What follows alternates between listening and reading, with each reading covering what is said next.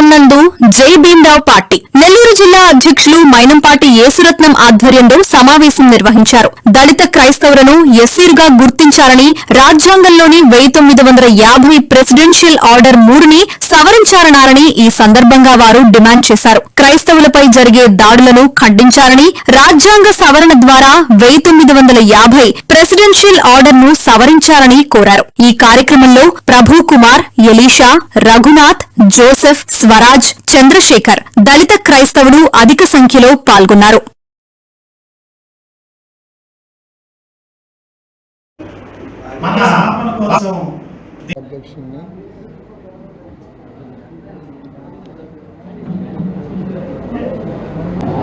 అప్పటికి దళిత క్రైస్తవులను సంప్రదించకుండా కేవలం బ్రాహ్మణ క్రైస్తవులను సంప్రదించి అప్పట్లో ఆ ప్రెసిడెన్షియల్ ఆర్డర్ తేవడం జరిగింది.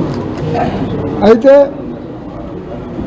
ఈ ప్రెసిడెన్షియల్ ఆర్డర్ పేరా 3 ఆర్టికల్ 14కు, 15కు, 17కు, 21కి, ముఖ్యంగా 25 ఆర్టికల్ 25కు వ్యతిరేకం.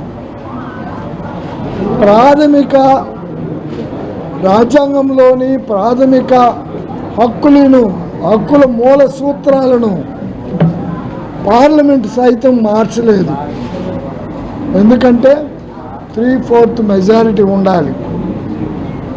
తర్వాత 341 ఆర్టికల్ ద్వారా ఏ లిస్టులో ఏ కులాలు ఉండాలన్నది రాష్ట్రపతికి అధికారం ఉన్నప్పటికీ, కానీ మౌలిక సూత్రాలకు,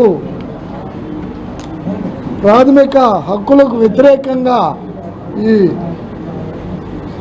ప్రెసిడెన్షియల్ ఆర్డర్ ఉంది కాబట్టి దానిలో పేరా 3ను రద్దు చేయాలి. ఈ దేశంలో షెడ్యూల్ కులాల వారు హిందూవేతర మతాలను స్వీకరిస్తే వాళ్ళు షెడ్యూల్ కులాల జాబితాలో ఉండరు అన్నది ఆ యొక్క రాష్ట్రపతి గారి ఉత్తర్వు. అయితే అది రాజ్యాంగ విరుద్ధము, ప్రాథమిక హక్కుల ఉల్లంఘనే. మరి ఈరోజు మేము డిమాండ్ చేస్తూ ఉన్నాము, క్రైస్తవం ఒక మతం కాదు, ఒక మార్గము.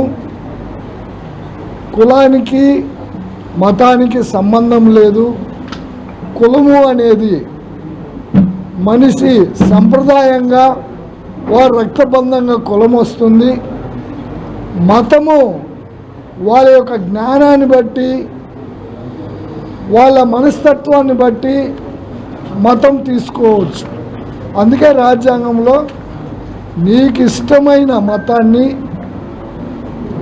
తీసుకోవచ్చు, ప్రాక్టీస్ చేయొచ్చు, దాన్ని ప్రచారం చేయొచ్చు అని ఆర్టికల్ 25 చెప్తూ ఉంది. మేము రాజ్యాంగబద్ధంగానే వెళ్తూ ఉన్నాం. మరి దళిత క్రైస్తవులకు సంబంధం లేకుండా తెచ్చిన ఆ ప్రెసిడెన్షియల్ ఆర్డరు వెంటనే రద్దు చేయాలని డిమాండ్ చేస్తూ దళిత క్రైస్తవులకు ఎస్సీ హోదా కొనసాగించాలి.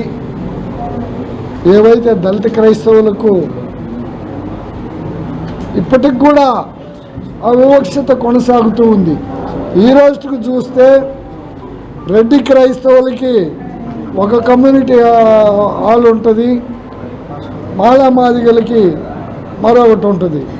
సెమెట్రీలు చూస్తే రెడ్డి వాళ్ళ సమాధులని ఒక చోట ఉంటాయి, మాలామాదిగలు ఒక చోట ఉంటాయి. అంటే వివక్షత అనేది క్రైస్తవ మతంకి వచ్చినప్పటికి కూడా ఇది కొన్ని తరతరాలుగా పేరుకుపోయిన జాడ్యం కాబట్టి ఈ వివక్షత ఉంది. ప్రభుత్వం క్రైస్తవ మతంలో వివక్షత లేదు, హిందూ మతంలో వివక్షత ఉంది అని ప్రభుత్వం చెప్తున్నా క్రైస్తవ మతంలో కూడా వివక్షత ఉంది. కాబట్టి వివక్ష సామాజిక వెనుకబాటుతనము, ఆర్థిక వెనుకబాటుతనము, వివక్షత గురైన సందర్భాలలో షెడ్యూల్ జాబితాలో ఈ లిస్ట్ వీళ్ళందరినీ చేర్చారు తప్ప కేవలం మతంతో చేరలేదు. అయితే 56లో సిక్కులు సాధించుకున్నారు. అలాగే 1990లో బౌద్ధులు ఎస్సీ స్టేటస్ సాధించారు. మరి కేవలం దళితులకే ఎందుకు? మతం మారిన బీసీకి లేదు, మతం మారిన ఓసీకి లేదు, మతం మారిన ఎస్టీలకి లేదు. ఇది కేవలం దళిత క్రైస్తవుల మీద వివక్షత, దళితులను విభజించి పాలించనే రీతిగా కేంద్ర ప్రభుత్వాలు వ్యవహరిస్తున్నాయి. ఖండిస్తుంది. మరి ప్రభుత్వాలు, ముఖ్యంగా రాష్ట్ర ప్రభుత్వం, నేను చెప్తున్నాను, ఇప్పుడు 2 సంవత్సరాలు అయిపోయిందండి, ఇంతవరకు నామినేటెడ్ క్రిస్టియన్ ఎమ్మెల్యే పదవి ఎందుకు ఇవ్వలేదండి మీరు? మరి క్రిస్టియన్స్ తరఫున ఒక వాదన మీరు మా తరఫున వినిపించే ఒక ఎమ్మెల్యే ఉండాలి కదా, నామినేటెడ్ ఎమ్మెల్యేని ఇస్తారు కదా మీరు, మరి ఎందుకు ఇవ్వలేదు? గత మరి 14, 10, 19 మధ్యలో ఫిలిప్ టోచర్ని ఇచ్చారు కదా, మరి ఈరోజు ఎందుకు ఎమ్మెల్యే పదవిని మీరు ఫిలప్ చేయకుండా అట్లాగే వదిలేస్తున్నారు? కాబట్టి రాష్ట్ర ప్రభుత్వానికి, కేంద్ర ప్రభుత్వానికి మేము చెప్పే మాట ఏంటంటే, ముఖ్యంగా క్రైస్తవుల సెన్సెస్ కరెక్ట్గా తీయండి. అలాగే వారికి ఉన్నటువంటి ఇబ్బంది, ప్రెసిడెన్షియల్ ఆర్డర్ 1950 క్రైస్తవుల శాతం ఎక్కువగా పెరుగుతుందని, క్రైస్తవుల ఎంత వివాదం చేసినా, ఎంత అణిచివేయాలన్నా కూడా ఆ బైబిల్ గ్రంథంలో రాయబడి ఉంది, క్రైస్తవుల ఒక ఎంట్రుకు కూడా రాలదు అని రాయబడి ఉంది. ఎందువల్లంటే ఎంత వివక్ష చూపించినా కూడా, ఎంత అణిచివేయాలన్నా కూడా అది అసాధ్యం.